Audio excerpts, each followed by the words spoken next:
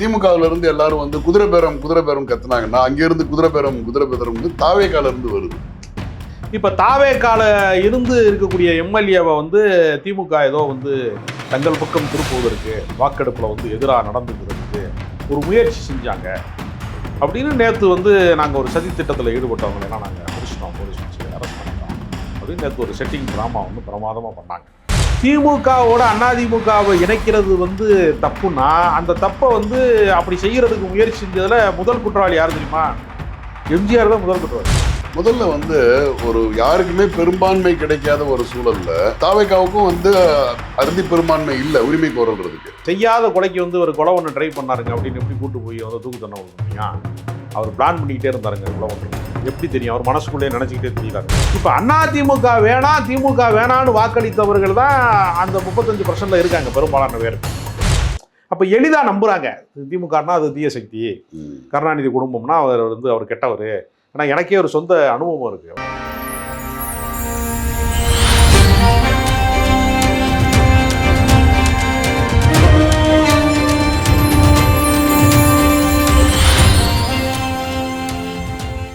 வாகை தமிழ் நேயர்களுக்கு வணக்கம். இன்று நம்முடன் இணைந்திருப்பவர் திரு ராஜகம்பீரன் அவர்கள். வணக்கம். வணக்கம். தமிழ்நாட்டு அரசியல்ல இந்த பொலிட்டிக்கல் எக்கோ அப்படின்ற மாதிரி ஒரு விஷயம் நடந்துகிட்டு இருக்கு. நான் ஒன்று சொல்ல நீங்க ஒன்று சொல்லன்ற மாதிரி. இப்போ பொதுவாக அந்த கொடைக்கானல்ல ஒரு பகுதி இருக்கு, அங்கே போய் நம்ம பேரை சொல்லி நம்மளே கத்தணும்னு வைங்களேன், அங்கேருந்து ஒரு எக்கோ வரும். இங்கேருந்து திமுகவுல இருந்து எல்லாரும் வந்து குதிரை பேரம் கத்துனாங்கன்னா அங்கேருந்து குதிரை பேரம்னு தாவேக்கால இருந்து வருது.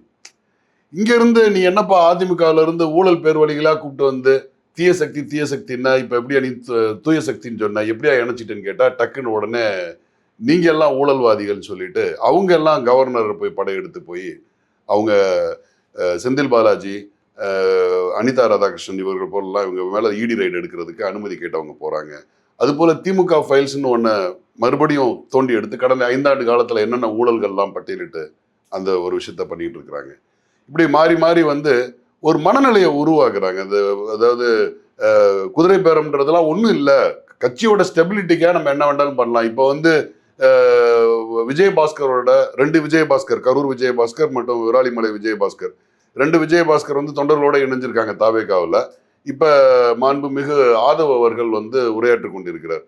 அதை வந்து ஒரு குற்ற உணர்வு உள்ள ஒரு தவறு மாதிரி எந்த இடத்துல அவர் சொல்ல. அவர் என்ன சொல்றாருன்னா, இது பொலிட்டிக்கல் ஸ்ட்ராட்டஜி, எங்களுடைய ஆட்சி ஸ்திரத்தன்மை அமைவதற்கு நாங்கள் எடுக்கக்கூடிய பல யுக்திகளில் இது ஒன்று அப்படின்ற இது ஒன்றுன்னு இதை நியாயப்படுத்தி சொல்லலை. அவர் பொதுவாக சொல்றாரு, எல்லாரும் பண்றாங்க, எங்களுடைய ஸ்திரத்தன்மைக்கு கொண்டு போறதுக்கு நாங்கள் என்ன வேண்டாலும் பண்ணுவோம், மொத்தமாகவே நீங்கள் பொது தேர்தலை சந்திக்கிறதுக்கு நாங்கள் ரெடி, 234 தொகுதிகள்லையும் திமுகவை நாங்கள் ஒட்டு மொத்தமாக டெபாசிட் இழுக்க வைக்க முடியும் அப்படின்றத சொல்லிட்டு என்ன சொல்றாரு, இன்னும் நாங்கள் அதிகமாக 90% மேலே வந்து நாங்கள் திமுகவிலேருந்து வருவாங்க, நாங்கள் சேர்த்துக்குருவோம் அப்படின்னு ரொம்ப ஆணித்தரமா அதை வந்து எப்படி சொல்றாருன்னா, எங்களுடைய ஸ்டெபிலிட்டிக்காக நாங்கள் என்ன வேணாலும் பண்ணலாம் அப்படின்ற ஒரு ஒரு பகிரங்கமான ஒரு அறிக்கையை சொல்றாரு. மக்கள் மனநிலையையும் அது ஏத்துக்கிறது மாதிரியான தொண்டர்களோட மனநிலையும், ஆமா நம்ம கட்சி 5 வருஷம் ஆட்சி அமைக்கணும் இல்லை, நம்ம அண்ணாவோட கட்சி 5 வருஷம் ஆட்சி அமைக்கணும் இல்லை, அப்போ ஸ்திரத்தன்மை வேணும் இல்லை, அப்போ அதுக்கு இதெல்லாம் பண்ற ஸ்ட்ராட்டஜி தான் அப்படின்னு சொல்லி ஒரு நியாயப்படுத்துறது மாதிரி.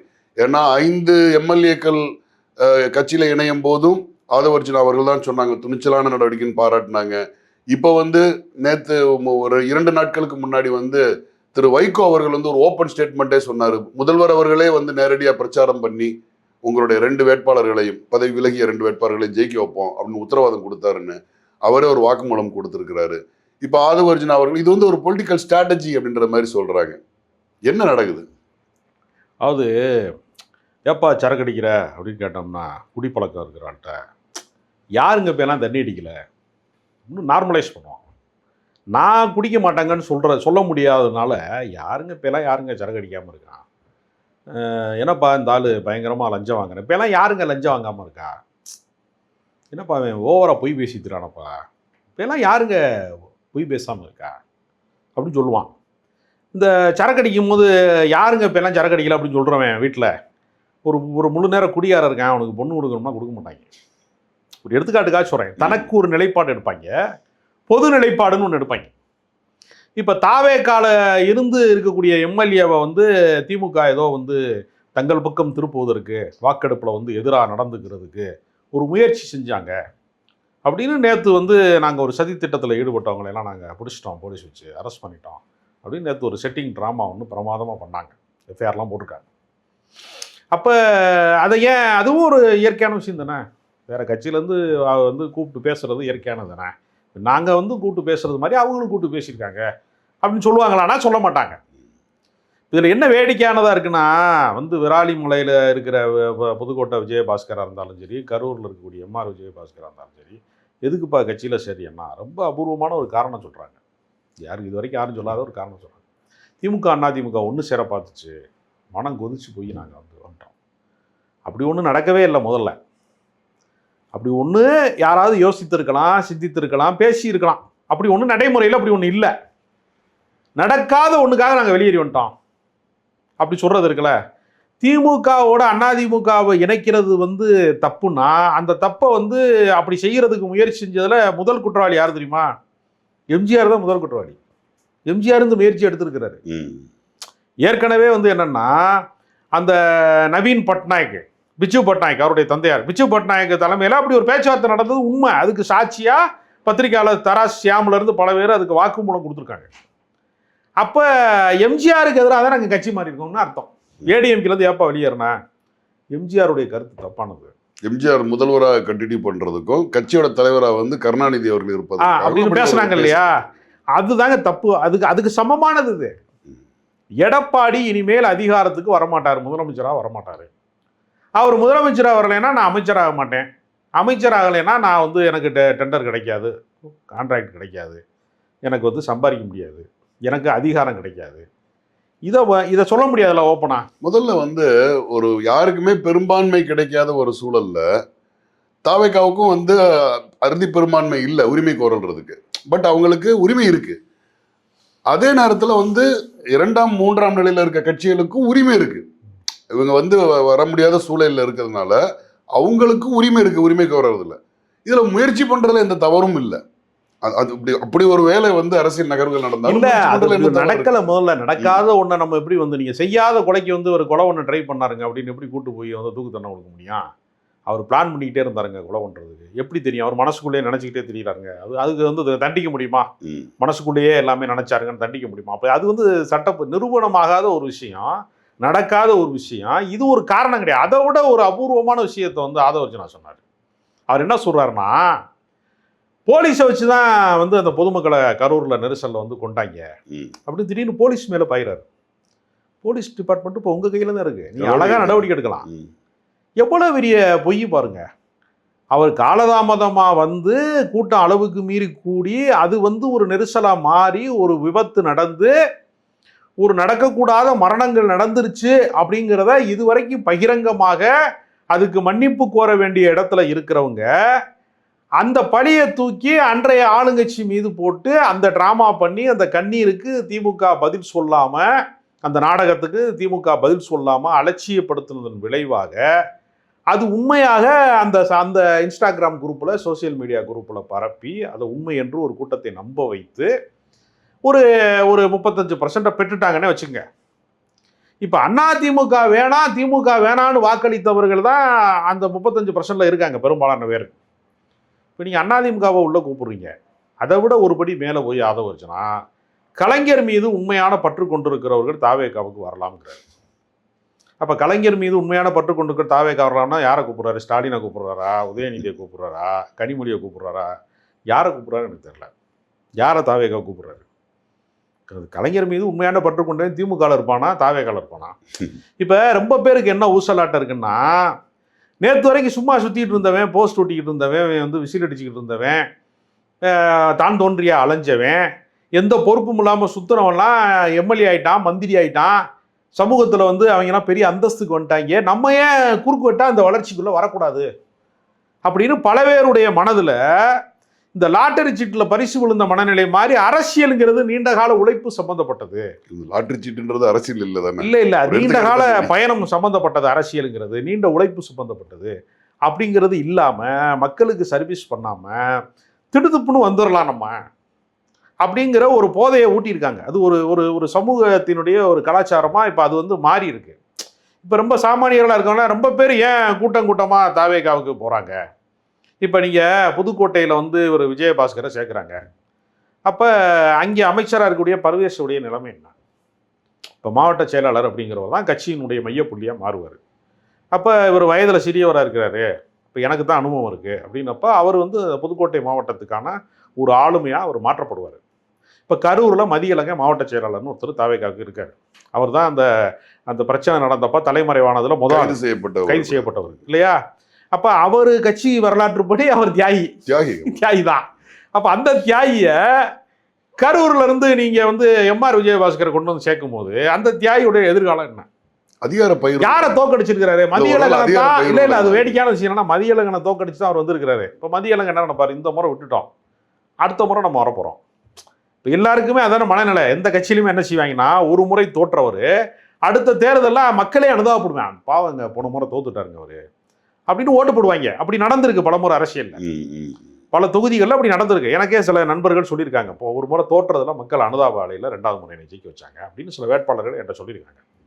அப்போ அவங்களுக்கு 2வது சான்ஸே கிடையாதுல்ல, மதியழகனுக்கு என்ன வாய்ப்பு இருக்கு நீ?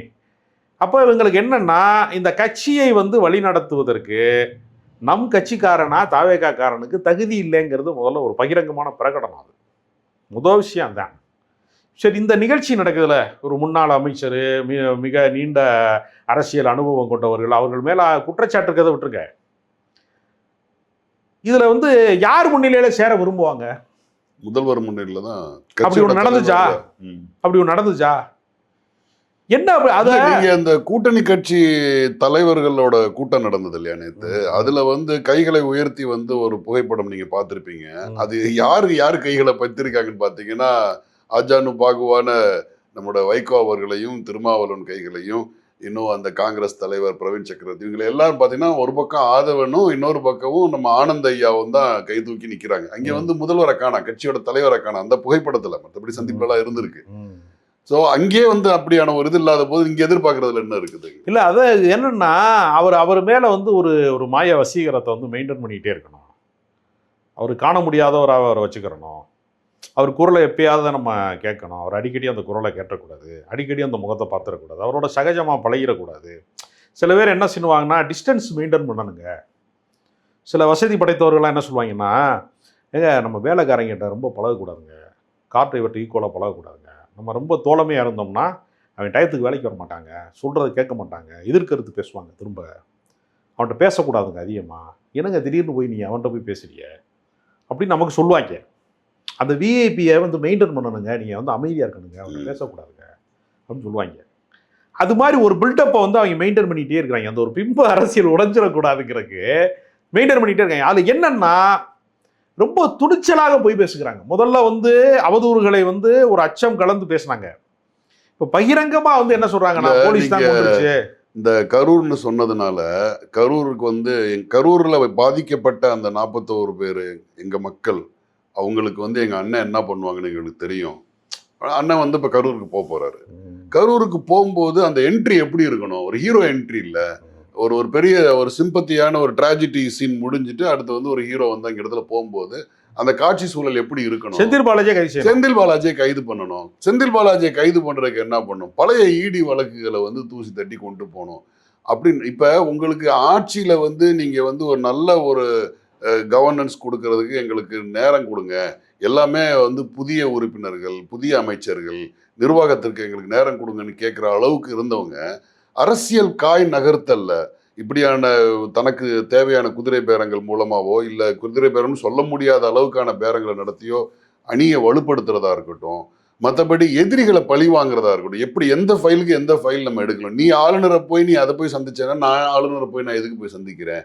இப்படியான ஒரு விஷயத்துல பெரிய மாஸ்டர் ஸ்ட்ரோக்லாம் அடிக்கிறாரோ ஆதவன்னு தோணுது. ஏன்னா எனக்கு தெரிஞ்சு இந்த காய் நகர்ச்சி, அரசியல் காய் நகர்வுகள்லாம் பார்க்கும்போது ஒரு அமித்ஷா பண்றதுக்கான, அமித்ஷாவுக்கு ஒரு 120 சீட்டு வந்து பாராளுமன்ற இது ராஜ்யசபாயில தேவைப்படுது. அரசியலமைப்பு சட்டங்களை மாத்துறதா இருந்தா பெரும்பான்மையான திட்டங்களை கொண்டு வரதுக்கு தேவைப்படுது. அதுக்கு இப்போ வந்து வரிசை இப்போ அந்த சமாஜ்வாடிக்கு போயிட்டாங்க. திரிணாமுல் காங்கிரஸை உடைச்சாங்க, அடுத்து சமாஜ்வாடிக்கு போறாங்க. ஒவ்வொரு கட்சிகள்ல இருந்து கொத்தா 10 பேர் 20 பேருன்னு சொல்லி கொண்டு வர்றாங்கல்ல. அந்த வேலையை மிகவும் லாபகமா செய்கிறாரோ ஆதவ். அப்ப ஆதவ் என்பவர் ஒரு சின்ன அமித்ஷா, ஆதவ் என்பவர் பாரு, அமித்ஷா என்பவர் ஒரு பெரிய ஆதவ் அப்படின்றது மாதிரியான ஒரு நிலைப்பாட்டில் ரொம்ப பிரில்லியண்டான ஸ்ட்ரோக் அடிக்கிற மாதிரி தான் எனக்கு தெரியுது. இல்லை, நமக்கு என்னன்னா திராவிட இயக்க கோட்பாடுகளில் நீங்கள் வந்து தத்துவத்தில் வந்து கொள்கை கோட்பாட்டில் சித்தாந்தத்தில் நமக்கு பிழைகள் இல்லை. நிர்வாக ரீதியாக தனி மனித தவறுகள் இருக்கும். அதை கண்டிச்சு நானே கூட நிறையா விஷயங்களை நம்ம பேசியிருக்கேன். இப்போ ஏவாவேலு மேலே வர்ற வழக்கு வச்சு பேசும்போது நம்ம அதை விமர்சனம் செய்ய முடியும். நான் விமர்சிச்சிருக்கேன். அதே சமயத்தில் நீங்கள் வந்து அவர் ஏவாவேலு வந்து அவர் மீது சுமத்தப்பட்டிருக்கிற குற்றச்சாட்டு மீது விமர்சனம் வைக்கும்போது விஜயபாஸ்கரை புனிதராக காட்டுறதுன்னு ஒன்று இருக்குல்ல, இதுவும் தப்பு அதுவும் தப்புன்னு அறப்போர் இயக்கம் வந்து இன்னைக்கு அறிக்கை விட்டுருக்காங்க. அவர் என்னென்ன பண்ணியிருக்கிறாரு, அந்த அமைச்சராக இருக்கும்போது அவர் என்னென்ன பண்ணினாரு, பார்ட்டி ஃபண்ட் அவர் எப்படி வாங்குவார், மாதம் 14 லட்சம் வரைக்கும் வாங்கியிருக்கிறாரு, குட்கால எப்படி என்னென்ன வருமானம் பண்ணியிருக்கிறாரு அப்படிங்கிறத அறப்போர் இயக்கம் இன்னைக்கு சொல்கிறாங்க. அப்போ அறப்போர் இயக்கம் தான் ஏவாவேலு மேலேயும் அந்த கேஸ் கொடுக்கறதுக்கு அவங்க தான் எஃப்ஐஆருக்கான முதன்மை காரணமாக இருக்காங்க. அவங்க தான் இதையும் சொல்கிறாங்க. அப்போ அவர் கெட்டவர் இவர் நல்லவர்னு சொல்கிற இடம் இருக்குல்ல. கந்தர்வனுடைய ஒரு கவிதை இருக்குது, மண் பொய் சொல்வதில்லை வெட்டுகிறோம், மரமும் பொய் சொல்வதில்லை வெட்டுகிறோம், மந்திரி பொய் சொல்லுகிறான் மாலை போடுகிறோம் ஒரு கவிதை இருக்குது. அது மாதிரி எங்கள் ஆளுக சொன்னால் அது கரெக்டாக இருக்குங்க, உங்கள் ஆளுக சொன்னால் அது தப்பாக தாங்க இருக்கும் அப்படிங்கிற மாதிரி ஒரு செட் பண்ணுறாங்க. இப்போ என்னென்னா திமுக எதிர்ப்பு, கருணாநிதி எதிர்ப்பு, கருணாநிதியினுடைய குடும்பம் மீதான எதிர்ப்பு அப்படிங்கிறது ரொம்ப நீண்ட வரலாற்று பாரம்பரியம் கொண்டது. நீங்கள் நல்லா கவனித்து பார்த்தீங்கன்னா அண்ணா இருக்கிற வரைக்கும் அது திமுக எதிர்ப்பு என்பது என்னன்னா அவங்களுடைய அந்த சாதி கட்டுமானத்தை வந்து இவங்க கலைச்சி விட்டு விளையாண்டாங்க. பிற்படுத்தப்பட்டோருக்கான எழுச்சி அப்படிங்கிறது அந்த தரங்கட்டவங்கெல்லாம் வந்து சலூன் கடையில் வந்து அரசியல் பேசுகிறவங்கெல்லாம் வந்து ஒன்று கொண்டாங்கன்னா அந்த காலகட்டத்து பிரச்சனை, குதிரைக்காரங்களை ஜீக்கி வச்ச கதை அந்த கதை. அப்புறம் பிற்படுத்தப்பட்டவருடைய எழுச்சி. நீங்கள் கருணாநிதி மேலே வந்து தீராத பழிச்சொற்கள் வந்து ஏன் நம்பப்படுகிறதுனா அவர் ரொம்பவும் வந்து ஒரு ஒடுக்கப்பட்ட பிற்படுத்தப்பட்ட ரொம்ப பின்தங்கிய ஒரு சமூக அமைப்புலேருந்து, அதாவது அவர் ராமதாஸ் வந்து மருத்துவர் ராமதாஸ் வந்து மொத்த சாதியை நான் 3 பஸ்ஸில் ஏற்றிடுவேன், ஒத்த பஸ்ஸில் ஏற்றிடுவேன்னு சொல்லுவார். அது பெரும்பான்மை சாதி இல்லையா, நான் பெரும்பான்மை ஜாதிக்காரன், நீ ஒன்றுமே கிடையாது ஜாதி அடிப்படையில் அப்படிங்கிறப்ப அந்த சாதி ரீதியாக அவரை வந்து நீ என்ன இருந்தாலும் வைகோ சொன்னார் இல்லையா மக்கள் நல கூட்டம் இருக்கும்போது, நீ என்ன இருந்தாலும் வந்து பாத்திய முதிரவன் தானே அப்படின்னு சொல்கிறார் இல்லையா. அது ஒரு உயர் சாதி மனநிலை. அது அதனால என்ன செய்வாங்கன்னா கலைஞர் குறித்து எது சொன்னாலும் அது வந்து அவர் திருட்டு ரயில் ஏறி வந்தார்னு சொன்னாலும் நம்புவான். ஆனால் உண்மையிலேயே அவர் ரயில் ஏறி வரல.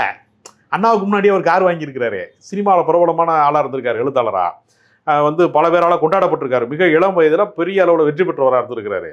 அவர் கடைசி வரைக்கும் வசித்த அந்த கோபாலபுரம் வீடு வந்து சினிமா சம்பாத்தியத்தில் வாங்கியிருக்கிறாரு. ரொம்ப இளம் வயதில் அவர் வந்து தொடர்ந்து வெற்றி பெற்ற சட்டமன்ற உறுப்பினராக இருந்திருக்கிறாரு, பொதுப்பணித்துறை அமைச்சராக இருந்திருக்கிறார். அவர் வளர்ச்சியோட கிராஃப் வந்து பயங்கரமான ஒரு அசுர உழைப்பு. உங்களுக்கு மட்டும் 24 மணி நேரம் தானா அப்படின்னு கேட்கக்கூடிய அளவுக்கு ஒரு பக்கம் இலக்கியம், இன்னொரு பக்கம் சினிமா, இன்னொரு பக்கம் அரசியல், இப்படி வந்து நம்ம ஏதாவது ஒன்றில் கான்சன்ட்ரேஷன் பண்ணால் இன்னொன்று தவறி விழுந்துரும்.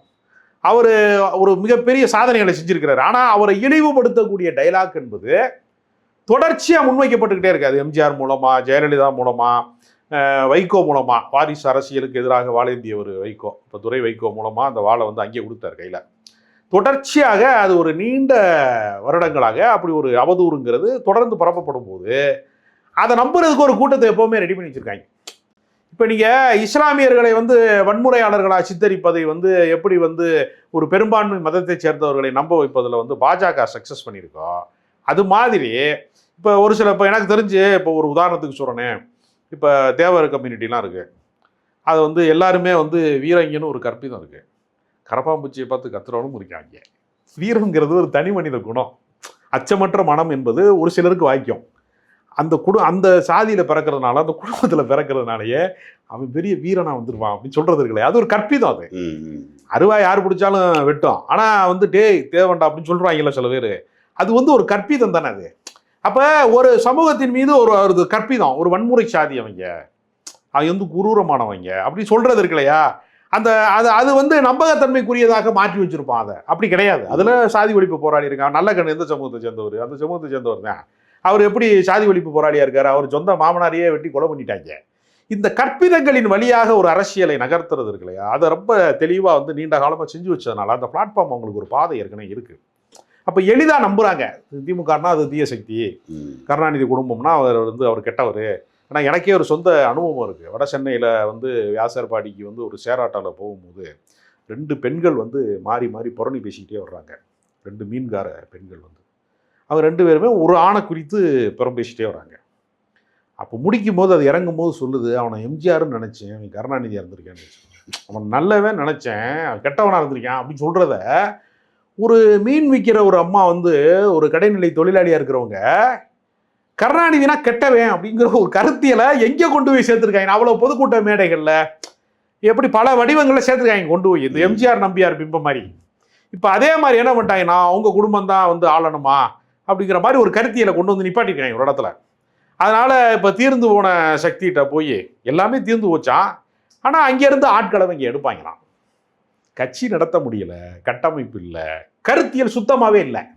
நமக்கு என்ன வைத்தறிச்சல்னா, விஜய் வந்து முதலமைச்சர் ஆனதுலையோ எளிய மனிதர்களாக இருக்கிறவர்கள் எம்எல்ஏ ஆனதுலையோ நானே வரவேற்று பேசியிருக்கேன். ஆனால் நமக்கு இருக்க சிக்கல் எங்கே இருக்குன்னா, இவர்கள் கொள்கை வழியாக இந்த கும்பலை திரட்டினார்களா, இந்த கூட்டத்தை திரட்டினார்களா, நாளைக்கு என்ன முடிவெடுத்தாலும் இந்த கூட்டம் வந்து அதை ஆதரிப்பதன் மாதிரியான ஒரு கண்மூடித்தனமான கூட்டம் இருக்குல்ல, இந்த கூட்டம் வந்து திராவிட இயக்கத்தை அழிப்பதற்கான கூட்டமாக நாளைக்கு மாற்றப்படக்கூடுங்கிற அந்த அபாயம் தான் நமக்கு. அது சமூக நீதிக்கு எதிரான கூட்டமாகுது. இப்போ ஏன்னா நான் ஒருத்தருக்கு நான் அமைச்சர் கொடுத்துட்டேன், சமூக நீதித்துறை அமைச்சர் கொடுத்துட்டேன், ஆடுதுறை ஷாஜகானுக்கு நான் அமைச்சர் கொடுத்துட்டேன், முஸ்லீமுக்கு அமைச்சரை கொடுத்துட்டு அங்கிட்டு ஒருத்தன் சாதி சான்றிதழில் சமூக நீதி அடிப்படையில் ஒருத்தன் வஞ்சிக்கப்படுவதை பேச முடியல. ஒரு நீதிமன்றத்தினுடைய தீர்ப்பு, ஒருத்தன் மதம் மாறி வந்தவனுக்கு பிற்படுத்தப்பட்ட ஒரு பட்டியலை இடம்பெற முடியாது குறித்து உரத்து பேச முடியல. ஒரு ஆவணப்படம் திரையிடல் வந்து திருப்பரங்குன்றத்தை பற்றி போட முடியல, அதை வந்து அனுமதி வந்து மறுக்கப்படுகிறது. அதே மாதிரி ஒருத்தரை வந்து ஒடுக்கப்பட்ட சமூகத்திலேருந்து ஒருத்தரை நான் அமைச்சராக்கிட்டேன், 8 ஆணவ படுகொலை நடந்திருக்கு, அதை பேச முடியல. பேச வேண்டியவர்கள் அந்த அதிகார மையத்தினும் ஒரு பகுதியாக இருக்கிறார்கள் என்பதன் வழியாக, தனி மனிதர்களை காட்டுவதன் வழியாக அவங்க ஒரு கோட்பாட்டை சிதைக்கிறார்கள், ஒரு கொள்கையை இல்லாமல் செய்ய போகிறார்கள் அப்படிங்கிறத நோக்கி நகர்வது இருக்கு இல்லையா. இதைத்தான் வந்து பாஜக வந்து ஒரு பெரிய ஆயுதமாக பழங்குடியினத்தை சேர்ந்தவரை நான் ஜனாதிபதி ஆகிட்டேன் அப்படி சொல்லி பழங்குடியின மக்களின் அழிப்புக்கு அதையே ஒரு முகமாக காட்டுவார்கள். குஜராத் கலவரம் நடக்கும், அப்துல் கலாமை நாங்கள் ஜனாதிபதி ஆகிட்டோம் சொன்னோம். ஒரு தனி மனிதரை காட்டி ஒரு சமூகத்தை அழிப்பது ஒழிப்பதுங்கிற இடத்த நோக்கி நகர்றது இருக்கு இல்லையா. இப்போ வந்து ஒரு வாஷிங் மிஷின் வந்திருக்கு, தாவேகாவில் ஒரு வாஷிங் மிஷின் வந்திருக்கு, அதுக்குள்ளே போய் குதிச்சோம்னா நம்ம மேலே ஏற்கனவே இருக்கிற எல்லா வழக்குகளுமே இல்லாத ஒரு புனித பட்டம் நமக்கு கிடைக்கும் அப்படிங்கிறது இன்றைக்கி நிறைவேற்றி காட்டியிருக்காங்க. இந்த அரசியல் எதை நோக்கி போகிறது, ஏன்னா தமிழ்நாட்டு மக்கள் வந்து ஏமாளிகள் கிடையாது. இப்போ கூட 35% தான் வாக்களிச்சிருக்கான் தாவேகாவுக்கு. 65% பேர் திமுக அண்ணா திமுகவுக்கு அந்த தாவேகா எதிர்மன நிலைக்காரன் தான் இப்பயும் பெரும்பான்மை. அதனால் இந்த வித்தை தொடர்ந்து பலிக்கும், இந்த டயலாக் தொடர்ந்து வந்து நடைமுறைக்கு வந்துடும். நம்ம பேசுகிறதெல்லாம் மக்கள் நம்பிடுவாங்க. வந்து கேழ்வரகுல தேன் வடியுதுன்னா கேட்குறவனுக்கு எங்கேடா போச்சு புத்தின்னு சொல்லுவாங்க இல்லையா, அது மாதிரி வந்து கேப்பையில் வந்து தேன் வடியுதுன்னு சொல்லுவோம். நம்ம இந்த கதை எடுபட்டுருன்னு அவங்க நினைக்கிறாங்க. அப்படிலாம் அரசியலில் நீண்ட தூர பயணம்ங்கிறது கிடையாது. இந்த போக்கு என்பது நிச்சயமாக வந்து மக்களால் கண்காணிக்கப்படுகிற ஒரு போக்கு தான். இந்த தவறுகளை தொடர்ந்து அனுமதிப்பார்கள் மக்கள், தொடர்ந்து வாக்காளர்கள் அனுமதிப்பார்கள். இடைத்தேர்தல், உள்ளாட்சி தேர்தல் எல்லாம் இவர்களுடைய முகத்திரை என்னவாக கிளியும் என்பதை காலம் வந்து காட்டி கொடுத்துரும். நன்றி.